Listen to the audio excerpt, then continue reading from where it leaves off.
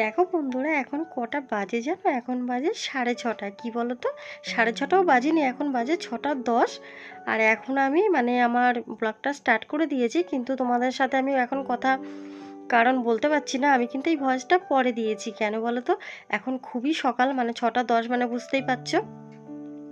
আর আমাকে এই এখন থেকে এরকম সকালে উঠে আমাকে সকালে আর কি ব্রেকফাস্টের ব্যবস্থা করতে হবে। কেন বলো তো, আমার মেয়ের তো এক্সাম জানো সামনে একদম এসে গেছে, একদম টাইম নেই, তোমরা তো দেখতেই পাবে। তো সেই জন্য, আর আমার হাজব্যান্ড শঙ্কু, ও তো খুব সকালেই বেরোয়, 6টা 6:30, কোনো দিন 7টা, ওর যেরকম কাজ থাকে খুব তাড়াতাড়ি বেরোয়। তো আমাকে খুব সকালেই উঠতে হয়। কিন্তু তোমরা কিন্তু ভেবো না আমি এটা বাসি নাইটি পরে আর কি এই কাজগুলো করছি, একদমই না। আমি যেহেতু আমার সংসারে বড় কেউ নেই, তো আমি বাসি এইগুলো আমি যেভাবে আমার শাশুড়ি আর কি বলে গেছেন, যখন আমার 13 বছর, কি বলো তো বন্ধুরা, আমার তো 13 বছরে বিয়ে হয়েছে, তো তখন থেকে আমার শাশুড়ি আমাকে শিখিয়েছিল, আর আমি সেইভাবেই সব কিছু করি। কেন বলো তো, দেখো আমার তো আলাদা করে বলে দেওয়ার কেউ নেই, তো সেই জন্য। আর এখন তো তোমরা আমার পরিবার আছে, তোমাদেরকে তো বলি, তোমরা যদি কিছু জানো, আমার যদি কোনো কিছু ভুল হয় বন্ধুরা, তোমরা যদি আমাকে কমেন্টে জানাও, আমার সত্যি ভীষণ ভালো লাগবে। আমি একদমই কিছু খারাপ মনে করব না। কেন বলো তো, আমার যেহেতু কেউ নেই, তো আমার সত্যিই তোমাদেরকে পাশে চাই, আমার খুব দরকার।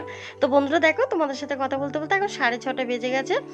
আর এদিকে আমি দুধ বসিয়ে দিয়েছি দেখো। আর আমি যে মেয়েকে এখন মুসলিটা দিয়ে দেবো, মেয়েকে বললাম দাঁত ব্রাশ করে ফ্রেশ হয়ে চলে আসতে, ওকে খেতে দিয়ে আর তারপর আমার কাজ শুরু করব।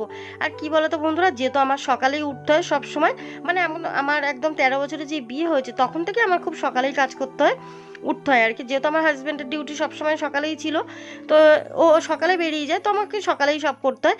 তার জন্য কি করি, আমি রাতে একটা আলাদা যে নাইট ড্রেস পরে শুই আমি, ওটা আমি পরে কোনোদিন তোমাদের সামনে আসিনি বন্ধুরা।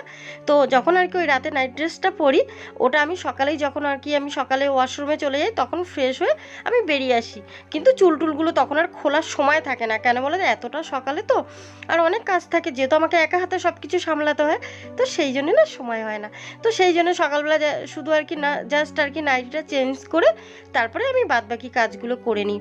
তারপরে আমার সব বাসি কাজ সেরে তারপরে স্নান করে একদম ফ্রেশ হয়ে রান্নাঘরে চলে আসি, গোপাল সোনাকে খেতে দিয়ে পুজো দিয়ে।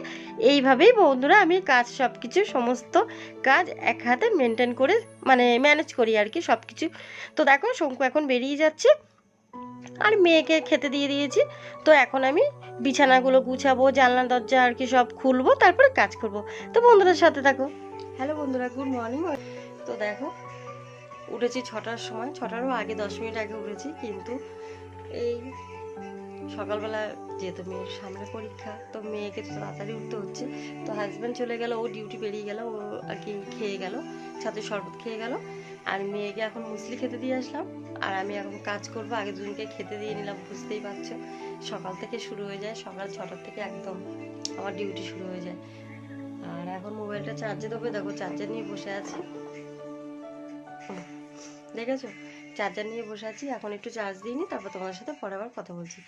আর এখন থেকে আমার ব্লগটা স্টার্ট করছি তোমাদের সাথে নিয়ে। আই হোপ আজকের ব্লগটা তোমাদের ভালো লাগবে।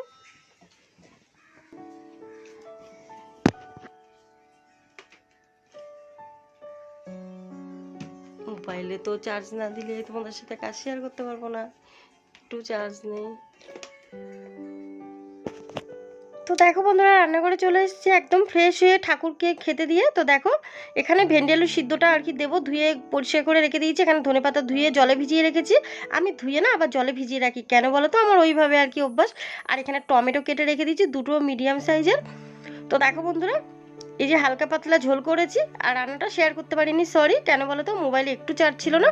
আর তাছাড়া প্রচণ্ড আওয়াজ হচ্ছে আমাদের এখানে মেশিনে। আর এই মুসুরি ডালটা কিন্তু কালকে রয়ে গেছে। আর এখানে ভেন্ডি আলুর সিদ্ধটা মেখেছি, মেয়েকে এখন খেতে দিয়ে দেবো। তো দেখো রাতের জন্য 3টে ভাগ করে রেখেছি, আমি এইভাবে আর কি ভাগ করে রেখে দিই, কেন বলো তো, সুবিধা হয় আমার।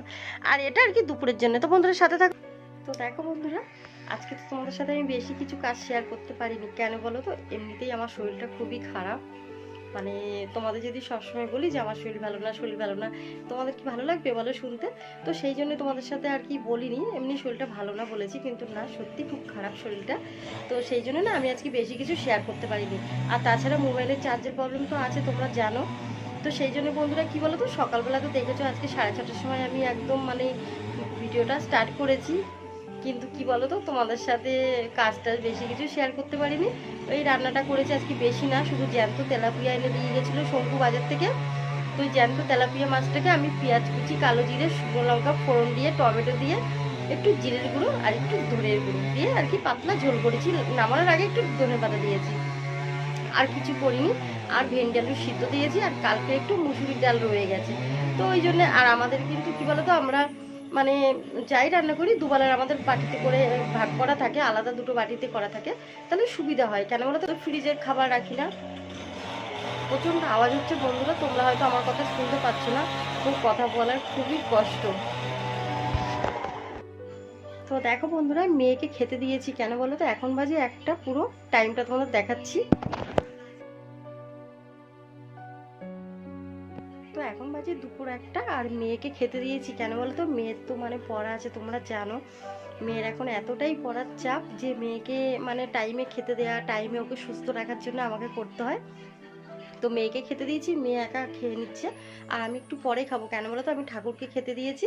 তো ঠাকুরের বাসন নামিয়ে, আমি তো খাই তোমরা জানো, আমার গোপাল সোনাকে খেতে দিয়েছি, সমস্ত ঠাকুরকে খেতে দিয়েছি। তো সবার থালা নামিয়ে তারপরে আমি খাবো। তারপর আমাদের এখানে একটা কুকুর থাকে, সে সব সময় আসে আর কি, তো ওকে খেতে দিই, তারপরে আমি খাই। তো দেখো মেয়ে যেখানে পড়ছিল, এখন সকাল থেকে মেয়ে পড়ছিল, অনেক সকালে উঠেছে মেয়ে, দেখো। তো এখানে এখন মেয়ের পরীক্ষার কিছুদিন আর কি, মানে পরীক্ষার কয়দিন এরকমই অবস্থা থাকবে। কিছু গুছানোও আমার মানে গুছানোও বেকার, যা কিছু গুছাবো সব ওই রকমই হয়ে যাবে আবার। তো সেই জন্য এখন আর বেশি কিছু গুছানোর মতন নেই, পরেই গুছাবো একবারে।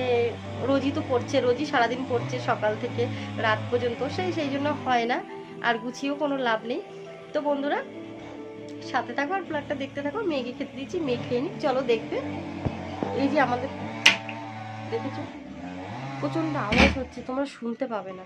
তো আমি না এখন বন্ধুরা তোমাদের একটা কথা বলি, পরীক্ষার কিছুদিন আমি হয়তো তোমাদের সামনে এসে কথা বলতে পারবো না, মানে এতটাই ব্যস্ত, আর এতটাই মানে, আর আমাদের পাশের বাড়ি হচ্ছে, তোমাদের জমিটা দেখিয়েছি না, বাড়ি হচ্ছে, তো তো গাছ কাটছে, তো খুব মেশিনের আওয়াজ হচ্ছে, তো কথা বললে শুনতে পাবে না। তো বন্ধুরা কথা বলতে পারছি না, সরি।